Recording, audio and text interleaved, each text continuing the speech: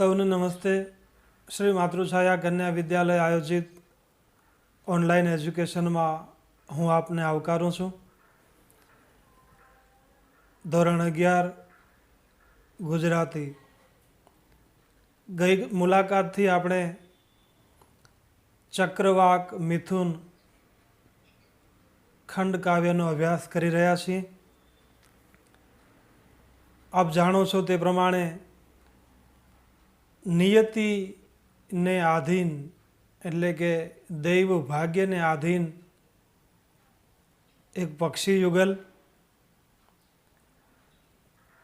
આખરે ઈશ્વરીય કૃપા પ્રાપ્ત કરી અને ખુશાલ થઈ જાય છે. એક નવી જિંદગીને નવી દુનિયાને જાણે પ્રાપ્ત કરી હોય એવો આનંદ અનુભવે છે. કવિ કાંત આ પ્રસંગને અદ્ભુત રીતે વર્ણનાત્મક શૈલીમાં વર્ણવે છે. આકાશ અંધકારથી નિમગ્ન છે. બીજી બાજુ એવું ચિત્ર આપ્યું છે કે પર્વતોની ઊંડી ખીણમાં દેદીપ્યમાન પ્રકાશ છે, દિવ્ય પ્રભા છે. ધારે તો સાહેબ ધણી કરે ન વિલંબ કાંય. ઈશ્વર ધારે તો એ સર્વ સમર્થ છે. અન્યથા આકાશમાં અંધારું અને ખીણમાં પ્રકાશ કલ્પનાતીત છે. કિલ્લોલ કરતું પક્ષી યુગલ ધીરે ધીરે વ્યથાગ્રસ્ત બને છે. પાના નંબર 47થી ખંડ કાવ્ય આગળ વધે છે. હાવા રક્ત દ્યુતિ ઉડી જતા થાય વૃક્ષો સરોષ. રક્ત દ્યુતિ, રક્ત એટલે લાલ અને દ્યુતિ એટલે ચમક, ચમકતા કિરણો. વૃક્ષો પર લાલ કિરણો પડતા હતા એ ધીરે ધીરે હટી ગયા. માટે જે વૃક્ષોની ચમક હતી એ સરોષ, અહીં એ ઝાંખપ એવા અર્થમાં, એ લાલાશ ઘટી ગઈ એવા અર્થમાં સરોષ શબ્દ પ્રયોજાયો છે. હાવા રક્ત દ્યુતિ ઉડી જતા થાય વૃક્ષો સરોષ. હાવા ઠંડી મૃદુ વહનથી સૂચવે છે પ્રદોષ. ઠંડા શીતળ પવનો વાય છે. એના પરથી ખ્યાલ આવે છે કે હવે પ્રદોષ એટલે કે સાંજનો સમય થવા આવ્યો છે. અને એવા સંધ્યાકાળ દરમિયાન આકાશે જ્યાં હતી વિચરતી દેવતાઓ ત્યાંથી જાગ્યા પ્રેમી વિરલ સુખની મોહ નિદ્રા મહીથી. આકાશમાં વિચરતા દેવતાઓ પાછા ફરે છે. જાગ્યા પ્રેમી વિરલ સુખની મોહ નિદ્રા મહીથી. પ્રેમીઓ મોહ નિદ્રાનો ત્યાગ કરી અને જાગે છે. વિરહ સંભવને વિસર્યા હતા. વિરહ સંભવ, વિરહમાંથી પેદા થયેલી પીડાને ભૂલી ચૂક્યા હતા. દિવસનો સૂર્યના પ્રકાશ સાથે સૂર્યની સાક્ષીએ ખૂબ આનંદ કિલ્લોલ કર્યો. વિરહ સંભવને વિસર્યા હતા, બની નિરંકુશ બેજ ફર્યા હતા. મન પર કોઈ જ બોજ લીધા વિના એમણે વિચરણ કરેલું. જવનિકા ત્રુટતા સ્મૃતિ નાશની. જવનિકા શબ્દ એટલે કે પડદો, નોંધપાત્ર શબ્દ છે. જવનિકા ત્રુટતા, પડદો હટી ગયો. સ્મૃતિ નાશની, નિકટ મૂર્તિ ઊભી વિધિ પાશની. પડદો હટી જતા વિધાતાએ રચેલો જે પાસલો એ પોતાના દુર્ભાગ્યની મૂર્તિ નજર સમક્ષ મંડી તરવરવા. અનુભવે ન છતાં ક્ષણ એક તે, વિવશ મૂઢ નિરાશ જ છેક તે. એકાદ ક્ષણ માટે એ પરિસ્થિતિમાં મુકાયા ન હોવા છતાં પણ એ પરિસ્થિતિની કલ્પના કરી અને અંદરથી નિરાશ થઈ જાય છે. વિવશ એટલે કે લાચારી મુખ પર છવાઈ જાય છે. સૌ થનાર ક્રમે નજરે વહ્યું, રુદન અંતરમાં ઉછળી રહ્યું. આવનારા સમયમાં જે કાંઈ તકલીફોનો સામનો કરવાનો છે એ બધું જ દૃશ્યમાન થયું નજર સમક્ષ. અને જાણે હસ્તી અખિલ સૃષ્ટિમાં હરદમ રુદિયો એક જ રુદન કરે. આખી દુનિયા આનંદ કિલ્લોલ કરે છે. એવા સમયે આમનું અંતર રુદનથી વલોપાતથી પીડિત બન્યું. અંધારાના પ્રલય જલથી યામિની પૂર્ણ ઘોર. ધરતીને માથે અંધારું છવાઈ ગયું છે. યામિની અહીં રાત્રિના અર્થમાં વપરાયેલો શબ્દ છે.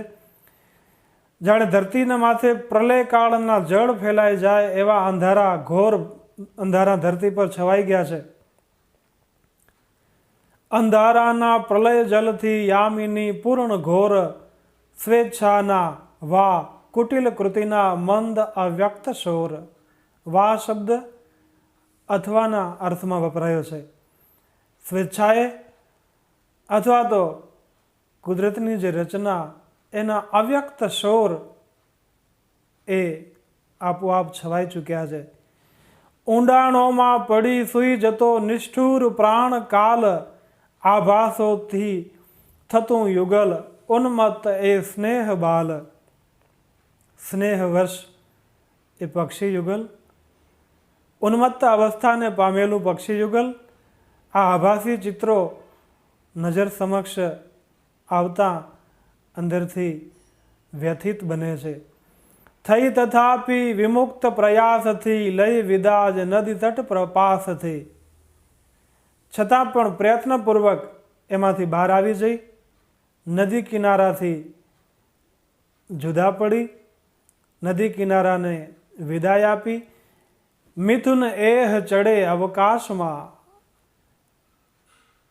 ઊંચે આકાશમાં ધીરે ધીરે પક્ષી યુગલ મંડ્યું ચડવા. જેમ જેમ સૂરજ નમતો જાય તેમ તેમ પક્ષી યુગલ ઊંચે ને ઊંચે પ્રકાશને ઝંખતું ઝંખતું ઊંચે ચડે છે. મિથુન એહ ચડે અવકાશમાં, સ્થિતિ કરે દિન તેજ સકાશમાં. સૂર્યનો તેજ દેખાય છે, ઉપરનો ઉપર પક્ષી યુગલ જાય છે. અવર કાંઈ હવે નથી દેખતા, અવર કાંઈ હવે નથી લેખતા. હવે બીજું કંઈ દેખાતું પણ નથી અને બીજી કોઈ બાબતની હવે નોંધ પણ લેતા નથી. ચપલ આખરની ક્ષણ એ છતાં, ચપળ એવી ક્ષણ વ્યાકુળતા ભરી છે, છતાંય ઉભય જીવન એક થતાં દિશે. હૃદયથી એકબીજાની વધુને વધુ નજીક આવતા જાય છે. એવી કષ્ટમયી ક્ષણમાં પણ ધીમે ધીમે ગતિ કરી જતો પશ્ચિમે સૂર્ય જેમ, ઉડી બંને ગ્રહણ કરતા ઉન્નત સ્થાન તેમ. જેમ જેમ આકાશમાં સૂર્ય ક્ષિતિજ તરફ નમતો જાય તેમ તેમ આ પક્ષી યુગલ વધુને વધુ ઊંચાઈને પ્રાપ્ત કરે છે. દ્રષ્ટિ પેરે વિતત ગગને, વિતત એટલે કે ફેલાયેલા આકાશ પર પક્ષી યુગલે દ્રષ્ટિ ફેલાવી જોઈ. કાંતિ કંઈ ના જણાય. ક્યાંય કાંતિ એટલે કે પ્રકાશ તેજના દર્શન થતા નથી, ક્યાંય અજવાળું આંખે ચડતું નથી. આછી આછી રસ રહિત ત્યાં વાદળીઓ તણાય. પથરાયેલી વાદળીઓ એ આકાશમાં પવનના ઝપાટે તણાતી દેખાય છે. ઉદધીને રવિબિંબ હવે અડે. સૂર્ય આથમતા આથમતા ક્ષિતિજ પર જાણે દરિયાને અડતો હોય એવું ચિત્ર કવિને દેખાય છે. ઉદધિ એટલે કે સમુદ્ર. ઉદધિને રવિબિંબ હવે અડે, અતિ સમુચ્છિત તેજ હવે. એકદમ ઉછળતા દરિયાના લોઢ જાણે સૂર્યનો સ્પર્શ કરતા હોય. ક્ષણ લગી પરિરંભ કરી રહે, હૃદય કંપિત સાથ ધરી રહે. ઊંચે આકાશમાં ઘડીભર પરિરંભ એકબીજાને આલિંગન આપે છે, કાંપતા હૃદયે એકબીજાને સાથ આપે છે. રોમે રોમે વિરહ ભયની વેદનાથી બળે છે. રોમે રોમમાં વિરહજન્ય ભય અને ભયમાંથી પેદા થયેલ વેદના પીડા અંદરથી બળતરા આપે છે. રોમે રોમે વિરહ ભજની વેદનાથી બળે છે. છૂટી છૂટી સહન ન થતાં મત પાછા મળે છે. અલગ થઈ જાય પણ જુદાઈ અસહ્ય બનતા ફરી એ એકબીજાને મળે છે. આમ પક્ષી યુગલ ઊંચે ને ઊંચે આકાશમાં ઉડ્યા કરે છે. ચારેકોર અંધકાર છવાયેલ છે.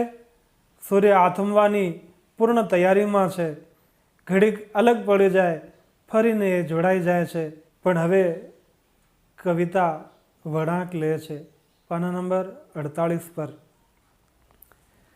વેળા થાતાં વિધિ દમનની ગાત્ર ખેંચાય સામા. ભાગ્યમાં જે લખેલું છે એ જાણે સાક્ષાત બની અને મૂર્તિમંત બની નજર સામે આવતું હોય એવો સમય નજર સામે મંડ્યો તરવરવા. વેળા થાતાં વિધિ દમનની ગાત્ર ખેંચાય સામા. ગાત્ર એટલે કે શરીર. શરીરથી એકબીજાની નજીક આવવા માટે એ અદમ્ય પોતાનું ખેંચાણ અનુભવે છે. પ્રેમી બંને ધૃતિ અતિ છતાં થાય સમૂઢ આમાં. આ પક્ષી યુગલ અન્ય પ્રત્યે અનન્ય પ્રેમ ધરાવે છે અને ધૃતિ એટલે કે ધીરજ પણ એટલી છે. છતાં પણ મુસીબતના સમયમાં સમોહિત બને છે. પ્રેમી બંને ધૃતિ અતિ છતાં થાય સમૂઢ આમાં. ટળવળે નિરખી રચના વને તરફળે સમજી રચનારને. વન જંગલની આખી રચના જોઈ અને ટળવળે છે કે અમારી ખુશી વૃક્ષની ડાળીઓ અને વનરાજીનો સર્જનાર વિધાતા આ બધાની કલ્પના કરી અને મનોમન એ તરફળે છે. ટળવળે નિરખી રચના વને તરફળે સમજી રચનારને. શ્વસન દુઃખિત છેવટે સારતી. નિશ્વાસ સાથે વ્યથિત એવી માદા ચક્રવાક પ્રિયતમા વચ આમ ઉચ્ચારતી. એ નર ચક્રવાકને કહે છે, પાષાણમાં નહીં હવે આપણે નાથ રહેવું. હે નાથ, પાષાણ એટલે કે હવે પર્વતોમાં આપણને નથી રહેવું. શાને આવું નહીં જ રે આપણે નાથ સહેવું. ફરી ફરીને આ જુદાઈની આગમાં બળ્યા કરતાં, આ સહન કર્યા કરતાં ચાલો એવા સ્થળમહી આપણે કોઈક એવી જગ્યાએ જતા રહીએ. વસે સૂર્ય જેમાં સદૈવ. હે પ્રાણનાથ, આપણે એવી જગ્યાએ જતા રહીએ કે જ્યાં સદૈવ અવિરતપણે સૂર્યની હાજરી હોય. આ આખા ખંડ કાવ્યની અર્થછાયા જેમાં રહેલી છે એવો સાહિત્યનો એક દુહો. રેન પણમતી દેખ કે દીની ચકવી રોય. ચલો ચકવા વહાં જાઈએ જहाँ રેન ન પડતી હોય. જ્યાં રાત્રિ જ નથી ત્યાં જતા રહીએ, સદૈવ સૂર્ય હોય. ચાલો એવા સ્થળમહી, એવી જગ્યાએ જતા રહીએ. વસે સૂર્ય જેમાં સદૈવ, સર્વદા જ્યાં સૂર્યનો વાસ છે. આનાથી કંઈ અધિક હૃદયે આર્દ્ર જ્યાં હોય દૈવ. આ હૃદયની વ્યથા આ વાક્યમાં બહાર આવી ગઈ. એવી જગ્યાએ જતા રહીએ કે જ્યાં નસીબ પણ સાથ આપે. દૈવ સ્વયં દયા આર્દ્ર હોય, દયા ભીનો હોય. પ્રવદતા અટકી ગઈ એ અહીં અધિક ધીરજ ધારી શકી નહીં. બોલતા બોલતા ગળું રૂંધાઈ ગયું, ધીરજ મંડી ખૂટવા. થઈ નિરાશ હવે લલના રૂવે, મૃદુલ પીછ થકી પ્રિય તે લોવે. બોલતા બોલતા આંખો ભરાઈ ગઈ અને નર ચક્રવાક પોતાના પીછાથી એ જાણે આંસુ લૂછે છે. નજર ફેરવી જોઈ બધી ધરા, ચારે કોર દ્રષ્ટિ કરી પ્રણય વીર લહી સ્થિરતા કહે. માદા ચક્રવાક નાહિંમત થાય છે, એની ધીરજ ખૂટે છે. ત્યારે નર ચક્રવાકે ચારે કોર દ્રષ્ટિ ફેલાવી પ્રણય વીર લહી સ્થિરતા કહે. આશ્વાસન આપતા એણે ધીરજપૂર્વક કહ્યું, અગર જો રૂજ અંતરમાં સહે, આપણે સ્થિરતાને પ્રાપ્ત કરીએ અને હૃદયની વેદનાને સહીએ. અગર જો રૂજ, રૂજ એટલે કે વેદના, અંતરમાં સહે. ત્યારે જવાબ મળ્યો, હા શબ્દો આ સરળ સરખા, મર્મને તીવ્ર ભેદે. બોલવું સરળ છે, એ સહન કરવું અઘરું છે. ગર્ભાત્માને સ્ફુરિત કરતા ધૈર્યને છેક છેદે. ધીરજને વીંધી નાખે એવી આ વાત. લાંબા છે જ્યાં દિન પ્રિય સખી, રાત્રિએ દીર્ઘ તેવી. તારું સૂચન છે કે એવી જગ્યાએ જતા રહીએ કે જ્યાં સતત સૂર્ય હોય, લાંબા સમય સુધી સૂર્ય હોય. પણ સાંભળી લ્યો, લાંબા છે જ્યાં દિન પ્રિય સખી, રાત્રિએ દીર્ઘ તેવી. જ્યાં દિવસ લાંબો છે ત્યાં રાત્રિ પણ લાંબી હોય. આ ઐશ્વર્ય પ્રણય સુખની, હાય આશા જ કેવી. આ જગતમાં પ્રેમ સુખની આશા જ નઠારી છે. અવર કાંઈ ઉપાય હવે નથી, વિરહ જીવન સંહરીએ મથી. બીજો કોઈ ઉપાય નથી. કાં તો વિરહનો અંત આવે અને કાં તો જીવનનો અંત આવે. ગહનમાં પડીએ દિન દેખતા, ગહન ખીણ, ઊંડાણ ભરી ખીણમાં પડીએ.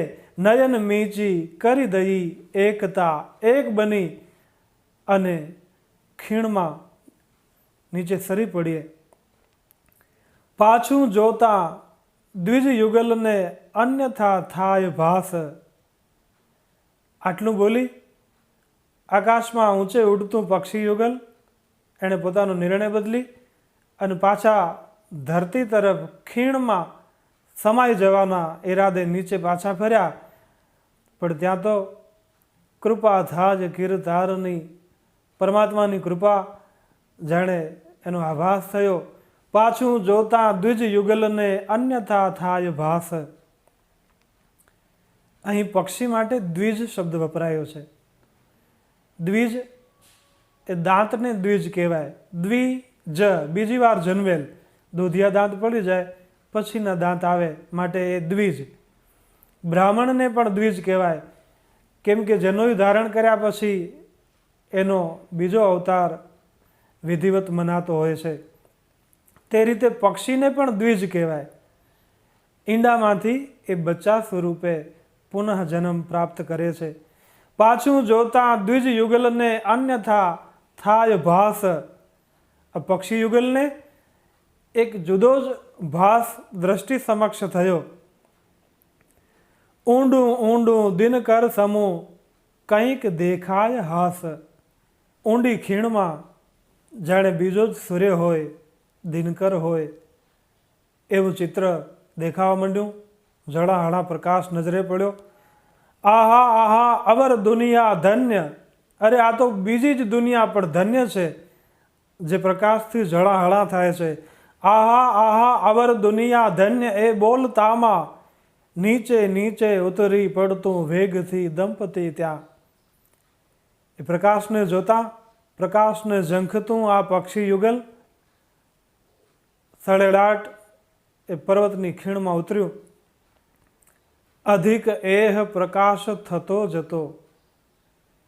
જેવા ખીણની નજીક જતા રહ્યા પક્ષીઓ વધુ ને વધુ દેદીપ્યમાન તેજ જળ હળવા માંડ્યો.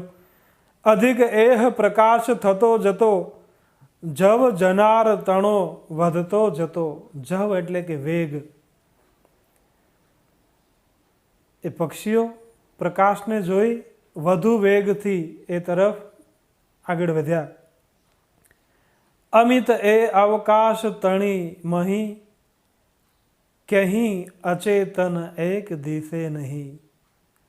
અમાપ એવા અવકાશમાં, એક ખીણ પ્રદેશમાં બધે જ ચેતનતા દેખાય, અચેતનપણું અલોપ થઈ ગયું. આખી કવિતા આપ જાણો છો, ક્યાંય ચેતન નથી એવા ભાવથી શરૂ થયેલી કવિતા છેલ્લે એક ચમત્કાર સાથે, ઈશ્વરીય શ્રદ્ધા સાથે એ પક્ષી યુગલને ઈશ્વરીય જાણે કૃપા પ્રસાદ મળ્યો હોય તે રીતે એ નિષ્પ્રાણતા, જડતા બધે જ ત્યાંથી દૂર થઈ ગઈ અને ચારેકોર ધબકતું ચૈતન્ય નજરે પડ્યું. તો આ કવિકાંત રચિત ખંડ કાવ્ય પ્રસંગ તો બહુ સરળ છે. કવિએ પોતાની આગવી શૈલીમાં વર્ણનો દ્વારા આ કાવ્યમાં પ્રાણ પૂરી અને વાચકને આનો અંત શું હશે એ જાણવા માટે સતત જકડી રાખે છે. સમગ્ર ખંડ કાવ્ય મહત્વનું છે જ, પણ એમાં નોંધપાત્ર બાબત એ છે કે આ કવિતામાં વપરાયેલા શબ્દો ખૂબ જ મહત્વના છે. મહત્વના શબ્દોની નોંધ થાય ત્યારબાદ સ્વાધ્યાયના બધા જ પ્રશ્નો સવિસ્તર વ્યવસ્થિત રીતે જવાબ સહિત લખી લો. સૌને શુભકામના, વંદન.